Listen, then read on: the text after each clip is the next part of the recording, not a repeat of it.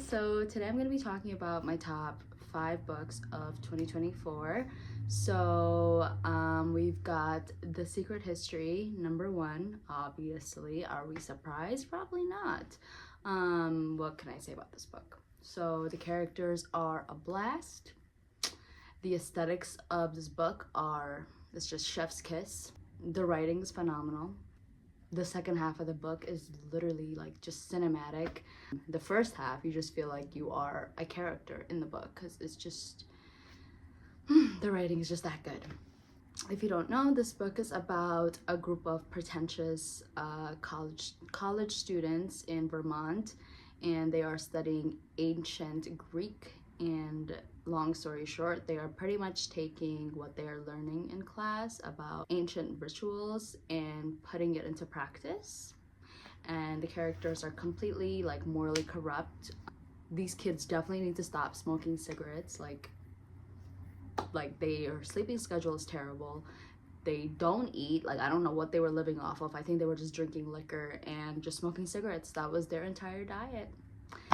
But the setting is phenomenal. It's in, like I said, it's in Vermont during the fall and winter as well, and a little bit of summer, but mostly it's the colder months, and it's just very fitting to read that book during winter/fall when the days are getting shorter. So yes, I absolutely loved reading that, and I'm actually rereading it again because it's been getting really cold where I live, and I just want it to match the energy of the book. And yeah, I don't know what else I can say about this book. I feel like I could go on and on and on and on, but then we would forget about the other books. So the second book that I really enjoyed in 2024 is The Goldfinch by Donna Tartt.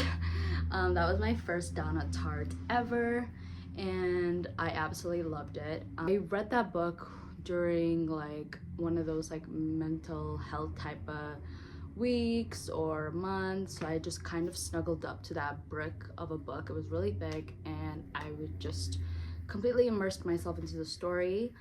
If you don't know, this book follows Theodore Decker in New York City when he was 13 years old. There was a terrorist bombing in the museum that he was at with his mother, and his mother passes away. So he ends up during the debris and the bombing and all that, he ends up stealing like a really important piece of work, and it's the goldfinch. It's actually like a real painting, and he just like leaves, and this painting follows him. He keeps it with him from ages like 13 to 27 when he's a full-grown adult, and it's just like kind of like a memorabilia of like his mom, and he's just like dealing with grief. Like, I mean, we all deal with grief differently, but the way he deals with grief is just so heartbreaking. Like, he connects, like he can't let go of the painting because it reminds him so much of his mom, and it's kind of like letting go of her in a way. And it was just such an amazing story, and there are some like unforgettable characters in that book, like Boris, which is like his friend from, I forget if he's from Ukraine or Russia, I always forget, but he is so funny. Oh my god, Boris is hilarious. But he does, you know, influence Theodore kind of negatively, I want to say. But then at the same time, I don't know if I really believe in people getting influenced by others, because I feel like you really wanted to do that thing. You know, I don't think it has to do with the other person. Anyway, whatever. So, but then like in this book, you definitely see how people negatively or positively influence Theodore.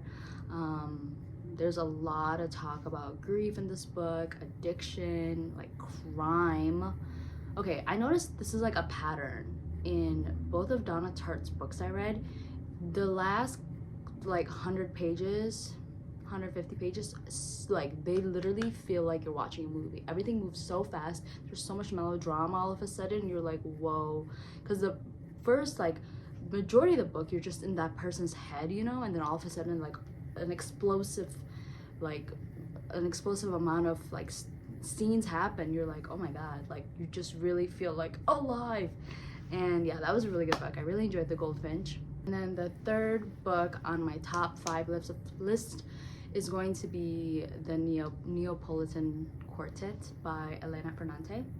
I'm sorry, I love my girl Elena. Like, I want to read her entire collection. I loved those books. I remember I read them in the summer. In this book, you are following two girls, Lila and Lenu, from ages like 6 to their late 60s. And they live in Naples, Italy. And in this neighborhood they're living in, dominated by like male violence and toxic masculinity, and you see their economic like status is really low compared to Soloras brothers, which is like this gang affiliated brothers that are known in the neighborhood. They kind of like run the neighborhood pretty much. And you are also looking at how gender influences how they are treated by their family. I just really enjoyed those books. A lot was happening and I just didn't want to put it down. At the end of each book, Elena Ferrante would leave you at a cliffhanger, and you kind of see how these girls' friendship is changes over time, and you watch your favorite characters like make really stupid decisions, and you're just sitting there like, why would you do that? Why? And yeah, I just really loved it. Absolutely love those books so much. They're so dear to my heart. They're also written really like very well. So the next book, the fourth book on my list for my top 2024 books, is gonna be The Dutch House by Anne Patchett. I absolutely love this book. In this one, you are following Danny and Maeve Conroy. Look at my cat. She's like sniffing up. Hello, say hello. So you're following these two siblings that live in the Dutch house. They grew up in this like really fancy house, and they grew up with their single father. And one day, there's a woman at the house, and her name is Andrea. Literally the first page. I'm not spoiling anything. And long story short, the dad ends up marrying Andrea, and she kind of just pushes the siblings out of the house, and she brings her own children from her past like relationship into the house, and then she kind of just makes the siblings feel ostracized. And then the dad passes away, which happens pretty quickly in the book, and once that happens, they are out of that Dutch house. Like, the reason why I like this book so much is because of the closeness of the siblings. I feel like Danny and Maeve have such a special relationship. Sometimes to an extent it's kind of like an unhealthy attachment style that they have, but at the same time it's like the love they have for each other is so strong. Even in their adulthood, they still have that closeness. And yeah, I just really love that book. There are certain things that I want to mention about that book, but I feel like I'd be spoiling it. But the writing is really good. The backdrop of the book is after World War II. I guess like it's interesting where they talk about like how inheritance works, and how like grieving like an object like a house, how that's perceived from their eyes. I thought was interesting, because I feel like when we talk about grief, it's usually with the people that we like lose. But in this book, it's about the house that they no longer live in and how nostalgic they are. Like, they would literally park in front of not in front of the Dutch house, like a few blocks away from the Dutch house, like their old house that they grew up in, and just like reminisce and talk about the past and stuff like that. And I just love the book. And it's so like you don't want to put it down once you start it. Like, it's one of those books. I did want to read more of Anne Patchett's books, but I heard they're not as good as the Dutch house, so I don't really want to. Anyway, so the last book on my list for my top 5 favorites of 2024 is Stoner by John Williams. Absolutely loved Stoner. So in this book we are following William Stoner. He grew up in like a farming family in Missouri, and his family decides he's gonna go to college and study agriculture and learn, but then he decides that he really likes English literature, so he decides to major in that.